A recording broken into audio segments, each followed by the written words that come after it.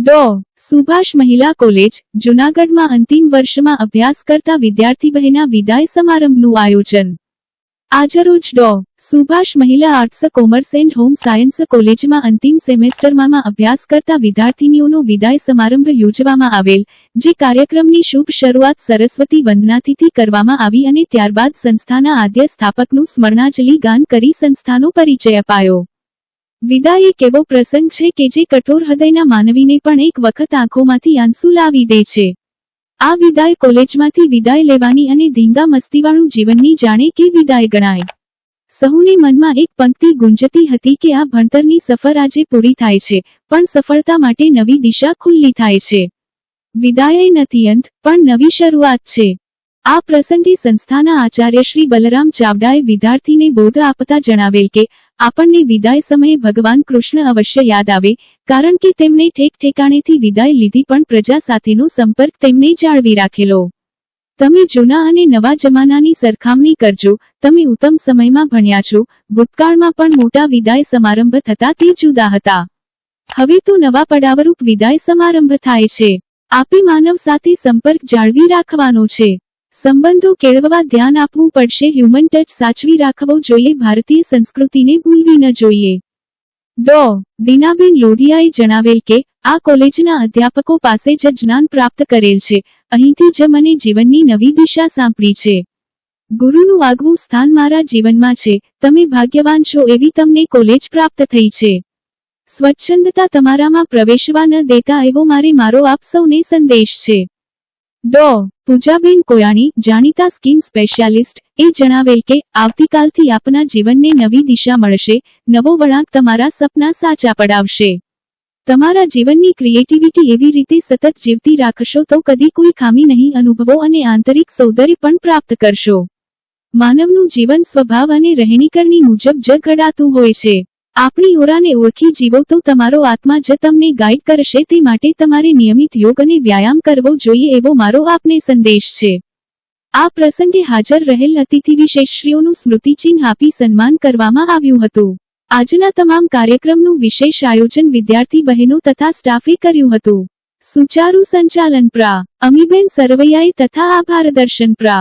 ચેતનાબેન ચુડાસમાએ કરેલ. વિદ્યાર્થીલક્ષી કાર્યક્રમોનું આયોજન કરવા બદલ સંસ્થાના પ્રમુખ શ્રી જવાહરભાઈ ચાવડાએ સહુને અભિનંદન પાઠવ્યા હતા. તેરા તુજકો અર્પણ. આ કાર્યક્રમ અંતર્ગત 4 અરજદારોના ખોવાયેલા સોનાની વીંટી, મોબાઈલ ફોન તથા રોકડ સહિતના બેગ અને અગત્યના સામાન્ય થેલી તથા રોકડ અને અગત્યના ડોક્યુમેન્ટ મળી કુલ કિંમત 70,800 રૂપિયાનું મુદ્દામાલ મૂળ માલિકને પરત આપતી જૂનાગઢની નેત્રમ શાખા.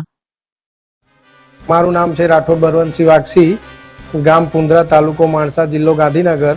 દાતાર ચોકમાં મારો મોબાઈલ ત્યાં આગળ ગુમ થયેલ અને મેં નેત્રમ શાખામાં જાણ કરવાથી મને ગણતરીના કલાકોમાં મારો ફોન પરત મળેલ છે. હું નેત્રમ શાખાનો ખૂબ ખૂબ આભારી છું.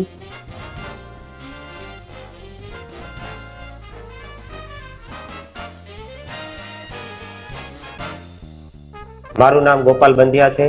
અમે ગઈકાલે બહુદીન કોલેજથી મધુરમ જતી વખતે રિક્ષામાં અમારું બેગ ખોવાઈ ગયેલ હતું, જેથી અમે નેત્રમ શાખા જૂનાગઢનો સંપર્ક કરતા અમને ગણતરીની કલાકોમાં આ બેગ શોધી આપી અને પરત આપી દીધેલ છે. જે બદલ અમે નેત્રમ શાખાનો અને જૂનાગઢ પોલીસનો હૃદયપૂર્વક આભાર માનીએ છીએ. મારું નામ સબીર હસનભાઈ મોદી. 17 તારીખે મારી કપડાની જોડી જેલ બાઇકમાંથી પડી ગઈ હતી. મેં નેત્રમ શાખાનો સંપર્ક કર્યો. નેત્રમ શાખાવાળાએ મારી કપડાની જોડી ગોતીને મને આપી પરત પાછી. એ બદલે જૂનાગઢ પોલીસને નેત્રમ શાખાનો ખૂબ ખૂબ આભાર.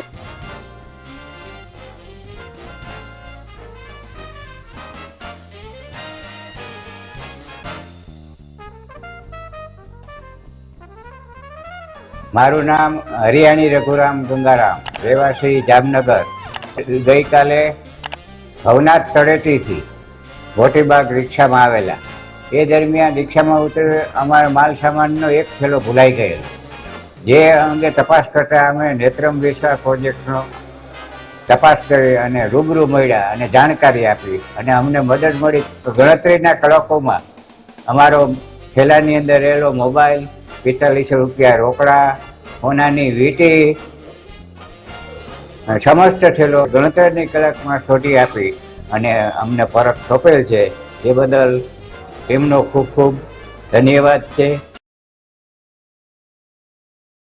જામકંડોરણાના ધોળીધાર ગામમાં ડોક્ટર બાબા સાહેબ આંબેડકર ભવન ન બને તે માટેના પ્રયત્નો ઉપસરપંચ કરતા હોય તેવો આક્ષેપ.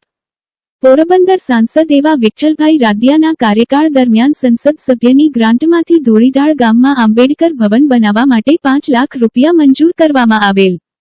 ગ્રામ પંચાયત ધોળીધારની પંચાયત બેઠક ઠરાવ નં પહેલી ભવન માટે પ્લોટ નં 7 તથા પ્લોટ 8 મંજૂર કરવામાં આવેલ છે તે સમયે.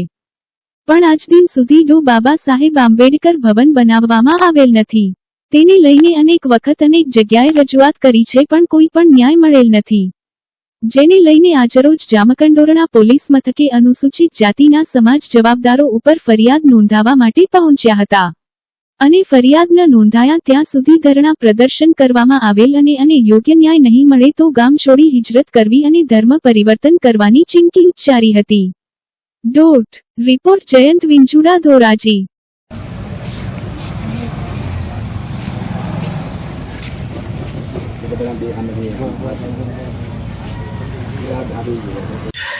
જય ભીમ, નમો બુદ્ધાય. હું ચાવડા ભરતભાઈ જેઠાભાઈ, ગામ ધોળીધાર, તાલુકો જામકંડોરણા. આજે ધોળીધાર ગામથી અમે આજ પોલીસ સ્ટેશને જે અમારા ગામની અંદર અત્યાચાર હાલે છે એના માટે અમે એક ફરિયાદ દાખલ કરવા આવ્યા છીએ. 2013-14માં સ્વર્ગવાસી શ્રી વિઠ્ઠલભાઈ રાદડિયા તરફથી જે અમને 7-8 નંબરનો પ્લોટ આપેલ છે એની માથે આજે આવારા તત્વોએ ગેરકાયદેસર ફેન્સિંગ અને મંદિર કરીને જે જગ્યાનું અમારું રોકાણ કરેલ હતું એના વિરુદ્ધ અમે આજે ફરિયાદ લઈને આવ્યા છીએ. અને અમારી કોઈ પણ પ્રકારની આજ 6 મહિનાથી આ કોઈ જવાબ આપતા નથી. મામલતદાર, ટીડીઓ સાહેબ, ડેપ્યુટી કલેક્ટર બરોબર બધે અમે ફરિયાદ દાખલ કરેલી છે પણ અમને કોઈ પ્રકારનો કાંઈ જવાબ મળતો નથી. આજે અમે ધારણા ઉપર જામકંડોરણા પોલીસ સ્ટેશને બેસવાના છીએ. આજે અમારા બધા પરિવારના સભ્યો અને અમને જે આંબેડકર ભવનની ગ્રાન્ટ આપી છે, જે આંબેડકર ભવનનો પ્લોટ આપ્યો છે એની અમને સનદ ને હુકમ આપે ત્યાર પછી જ અહીંથી ઉભા થવાના છે. ત્યાં લગી ઉભા થવાના નથી. તે માટે અમે જામકંડોરણા પોલીસ સ્ટેશને અમારા પરિવાર સહિત બધા અમે ભેગા આવ્યા છે. અમારી માંગણી જે અમને 7-8 નંબરનો પ્લોટ આપેલ છે એની માટે અમને સનદ હુકમ અને આંબેડકર ભવન બનાવી દે એ અમારી માંગણી છે.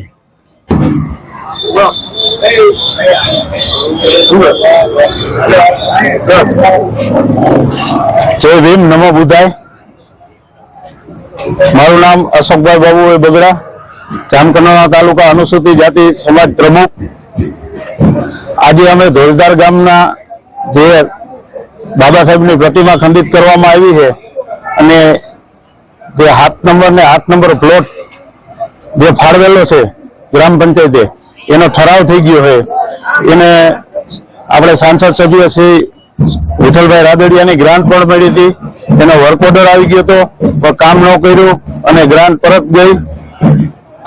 અને ત્યાં રાધે કૃષ્ણ મંદિર બનાવવા માંગે છે અને ફરિયાદ અમારી આ લોકોની લેતા નથી.